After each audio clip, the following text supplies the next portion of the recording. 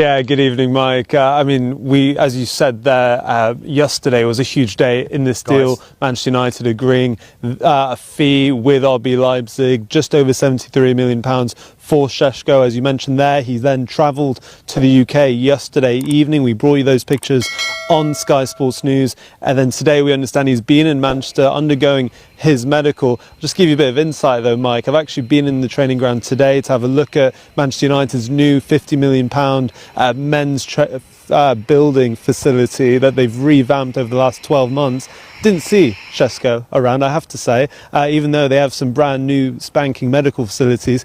Can tell you wasn't there, so maybe I did miss him, but we understand Benjamin Šeško is undergoing his medical today, and I think if you're a United, you're really hoping this deal can happen in the next 24 hours. He'll be hoping to get a signature on those papers to finalise the move, and I think if you're United, you're hoping that they get into a position they can unveil him potentially tomorrow when they take on Fiorentina at Old Trafford and their last pre-season game ahead of the opener against Arsenal next weekend. Done deals today as well.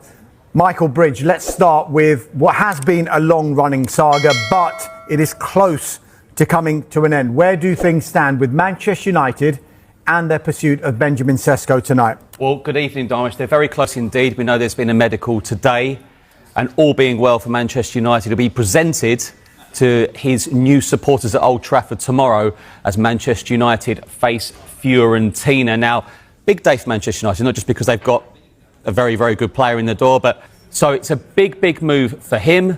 Ruben Amorim said time after time after time last season, they need a bit more on their forward line, and that forward line is going to look very different next season. You mentioned very different. Matheus Cunha, Bryan Mbeumo, and imminently Benjamin Sesko. They've gone for it, haven't they? They've spent big in this window, haven't they? They have, and look, it's unheard of to think of Manchester United not in Europe, but maybe just 1 year for a reset. We know Ruben Amorim said constantly, time after, even when he was at Sporting, he likes to join clubs in pre-season. He doesn't like joining mid-season, and he said it when in his press conferences here. They were very close to winning the Europa League. It was a very poor league position, but they have this reset now, and it's a very formidable front three. Matheus Cunha's been there for some time. Bryan Mbeumo's been done for a while. He was on that tour of the United States. And now Benjamin Sesko. So it's a new look United. They've spent big money and they're going for it. That Manchester United were willing to listen to offers for Marcus Rashford, Jadon Sancho, Tyrell Malacia, Antony and Alejandro Garnacho. Let's talk about Garnacho because there have been developments, haven't there? There have been developments. One thing we've known all summer is that Chelsea like the player. But Manchester United want £50 million to sell Alejandro Garnacho this summer. It's not as if they don't think he's a good player. It's just, it looks like he needs to move on in terms of maybe the relationship he's got with Ruben Amorim. He was very unhappy with his Europa League final snub. He's made that very public. But the key from Chelsea's point of view, they think they can sign Garnacho for less than Manchester United's asking price. But there hasn't been a bid yet. And going back to Manchester United's side, he's got 3 years remaining on his contract at United.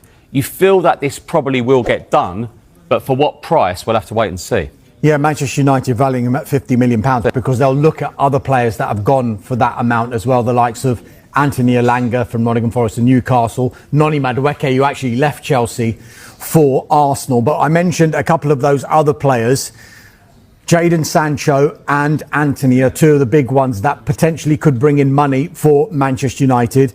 Borussia Dortmund, we're told, remain in talks with Sancho's representatives over a deal, while dialogue remains open with United. No agreement on either at the moment, though it is thought he could be available for significantly less than the £25 million obligation price that Chelsea had when they signed him on loan last season. As for Antony, there is plenty of interest in Antony, but he's got one destination in his mind. It is Real Betis. He had such a fantastic loan spell with them last season. So as much as United will be positive about Benjamin Sesko coming in, they still do need to make these sales before the end of the transfer window. That said, you mentioned close to £200 million being spent in this transfer window if and when Šeško's deal is confirmed.